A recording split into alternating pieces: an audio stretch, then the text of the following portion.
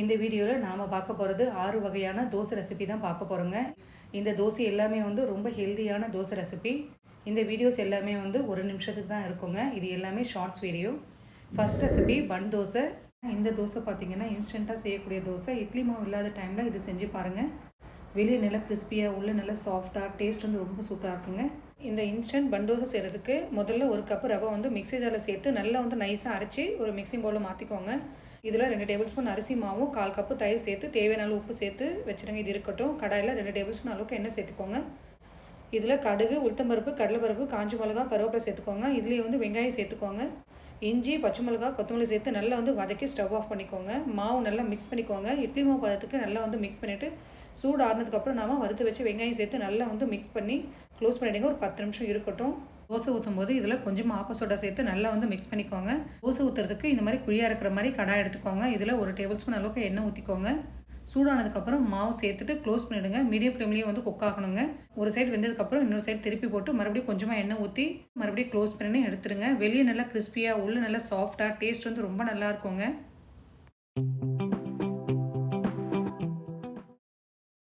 ரெசிபியில் second recipe நீர் தோசை. இன்றைக்கி ரொம்ப சிம்பிளாக எப்படி செய்கிறதுன்னு சொல்லி பார்க்கலாங்க. இந்த தோசை செய்கிறது ரொம்ப சிம்பிள் தாங்க. டேஸ்ட் வந்து ரொம்ப நல்லாயிருக்கும்.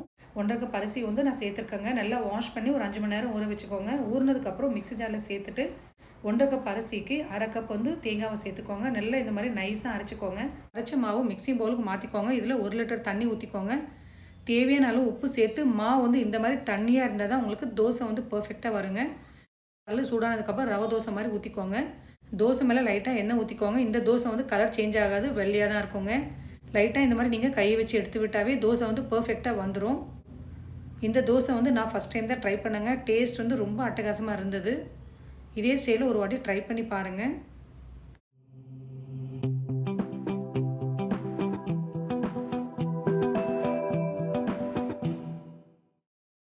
தோசை ரெசிப்பியில் இன்றைக்கி ஓட்ஸ் வச்சு ரவா தோசை எப்படி செய்யுதுன்னு சொல்லி பார்க்கலாங்க. நல்ல கிறிஸ்பியாக டேஸ்ட் வந்து ரொம்ப சூப்பராக இருக்குங்க. அதில் 1/2 கப் வந்து ஓட்ஸ் சேர்த்துக்கோங்க. நல்லா வந்து வறுத்துடுங்க கிறிஸ்பி ஆகிற வரைக்கும். இது வந்து ஆறுனதுக்கப்புறம் நல்லா மிக்ஸி ஜாரில் சேர்த்து நைஸாக பவுடர் ஆக்கிடுங்க. ஒரு மிக்சிங் பவுலில் சேர்த்துக்கோங்க. இதில் 1 கப் வந்து அரிசி மாவு சேர்த்துக்கோங்க. இதோட 1/4 கப்பு மைதா மாவும் 1/4 கப்பு ரவை சேர்த்துக்கோங்க. தேவையான அளவு உப்பு சேர்த்துக்கோங்க. மைதா மாவு ரவை சேர்க்கும் போது வீடியோ கட் ஆகிருக்குங்க, சாரி. மாவு நல்லா மிக்ஸ் பண்ணிவிட்டு ஒரு 3 கப்பு தண்ணி சேர்த்து நல்லா வந்து இந்த கன்சிஸ்டன்சிக்கு மிக்ஸ் பண்ணிக்கோங்க. இதில் பொடியாக கட் பண்ண வெங்காயம், பச்சை மிளகாய், இஞ்சி, கருவேப்பிலை, கொத்தமல்லி, ஜீரகம், மிளகு சேர்த்து நல்லா வந்து மிக்ஸ் பண்ணி க்ளோஸ் பண்ணிவிடுங்க. ஒரு 10 நிமிஷம் இருக்கட்டும். இப்போ தோசை ஊற்றும் போது மறுபடியும் ஒரு 1/4 கப்பு ரவை சேர்த்து நல்லா வந்து மிக்ஸ் பண்ணிவிட்டு மேலே இருக்க மாவாக எடுத்து தோசையாக ஊற்றிக்கோங்க. கல் வந்து நல்லா சூடாக இருக்கணுங்க. அப்போ தான் நம்ம ஊற்றின உடனே இந்த மாதிரி ஓட்டையாக வரும். கேப் இருக்கிற இடத்துல எல்லாமே வந்து மாவு ஃபில் பண்ணிவிடுங்க. 2-3 தோசை ஊற்றினதுக்கப்புறம் மறுபடியும் வந்து மாவில் கொஞ்சமாக தண்ணி ஊற்றி மிக்ஸ் பண்ணிக்கோங்க. நல்லா தண்ணியாக இருந்தால் தான் இந்த மாதிரி கிறிஸ்பியாக வருங்க. 2 டேபிள் ஸ்பூன் அளவுக்கு எண்ணெய் ஊற்றிக்கோங்க. நல்லா வந்து கலர் சேஞ்ச் ஆனதுக்கப்புறம் நீங்கள் எடுத்துருங்க. திருப்பி போட வேண்டாங்க. டேஸ்ட் வந்து செம்மையாக இருந்தது. இதே ஸ்டைலில் நீங்களும் ட்ரை பண்ணி பாருங்கள். இல்லை 5th ரெசிபி பார்த்தீங்கன்னா ஆந்திரா ஸ்பைசி எக் தோசை இன்றைக்கி எப்படி செய்யுதுன்னு சொல்லி பார்க்கலாங்க. இட்லி மாவு இருந்தால் போதுங்க. ரொம்ப சிம்பிளாக வந்து இந்த தோசையை ரெடி பண்ணிடலாம். டேஸ்ட் ரொம்ப அட்டகாசமாக இருக்குங்க. வரமிளகாவை ஒரு 1/2 மணி நேரத்துக்கு முன்னாடி ஊற வச்சுக்கோங்க. நான் வந்து ஒரு 12 வரமிளகா ஊற வச்சுருக்கேன். மிளகாய் மட்டும் எடுத்து நீங்கள் மிக்ஸி ஜாரில் சேர்த்துக்கோங்க. இதில் சின்ன வெங்காயம், 2 தக்காளி, கொஞ்சமாக ஜீரகம், சின்ன சைஸ் புளி, 10 பல்லு பூண்டு, தேவையான அளவு உப்பு சேர்த்து நல்லா நைஸாக வந்து அரைச்சிக்கோங்க. மிளகாவோட விதையும் வந்து நல்லா வந்து அரைப்படணுங்க. தாளிக்கிறதுக்கு கடாயில் எண்ணெய் ஊற்றிட்டு கடுகு, உளுத்தம்பருப்பு, கருவேப்பிலை சேர்த்துட்டு அரைச்ச சட்னியை சேர்த்து நல்லா வந்து மிக்ஸ் பண்ணி இந்த மாதிரி கொதிக்கும் போது நீங்கள் ஸ்டவ் ஆஃப் பண்ணிக்கோங்க. அப்போ தான் பச்சை வாசனை போகும். பவுலில் முட்டையை சேர்த்துட்டு அதில் கொஞ்சமாக மிளகுத்தூளும் உப்பும் சேர்த்து நல்லா வந்து பீட் பண்ணிக்கோங்க. தோசைக்கல் சூடானதுக்கப்புறம் தோசையை ஊற்றிக்கோங்க. தோசை வந்து கொஞ்சம் திக்காக இருக்க மாதிரி ஊற்றிக்கோங்க. இது மேலே நாம் ரெடி பண்ண சட்னியை ஃபுல்லாக ஸ்ப்ரெட் பண்ணிவிட்டு முட்டையும் எடுத்து சேர்த்து ஃபுல்லாக ஈவனாக வந்து ஸ்ப்ரெட் பண்ணிவிட்டு சுற்றி வந்து எண்ணெய் இல்லைன்னா பட்டர் சேர்த்துக்கோங்க. ஒரு சைடு வெந்ததுக்கப்புறம் அதுக்கப்புறம் திருப்பி போட்டுக்கோங்க. டேஸ்ட் வந்து ரொம்ப நல்லாயிருக்குங்க. சட்னி தேவைப்படாது. இதில் இருக்க சட்னியை வந்து அப்படியே சாப்பிட்டுடுவாங்க. ஒரு டைம் இந்த ஸ்டைலில் ட்ரை பண்ணி பாருங்கள்.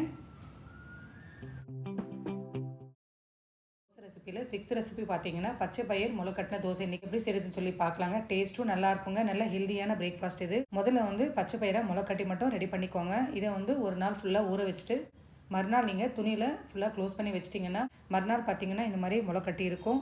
இதை வந்து மிக்ஸி ஜாரில் சேர்த்துட்டு இதில் ஒரு 3 பச்சை மிளகாய், கொஞ்சமாக இஞ்சி சேர்த்து ஒரு 3 டேபிள் ஸ்பூன் அளவுக்கு முன்னாடி அரிசி ஊற வச்சுருந்தேங்க. அதையும் சேர்த்துட்டு கொஞ்சமாக தண்ணி ஊற்றி நல்லா வந்து நைஸாக அரைச்சிடுங்க.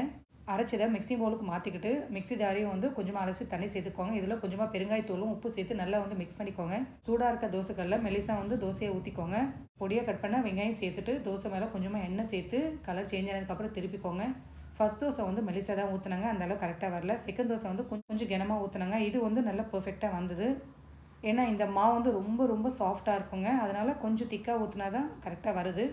இதே ஸ்டைலில் நீங்களும் வந்து ஒரு வாட்டி ட்ரை பண்ணி பாருங்கள். நல்ல ஹெல்த்தியான பிரேக்ஃபாஸ்ட் இது. டேஸ்ட்டும் வந்து ரொம்ப நல்லா இருக்குங்க. இந்த தோசை ரெசிபி வீடியோ உங்களுக்கு பிடிச்சிருந்தா லைக் பண்ணி சப்ஸ்கிரைப் பண்ணுங்கள். தேங்க்ஸ் ஃபார் வாட்சிங்.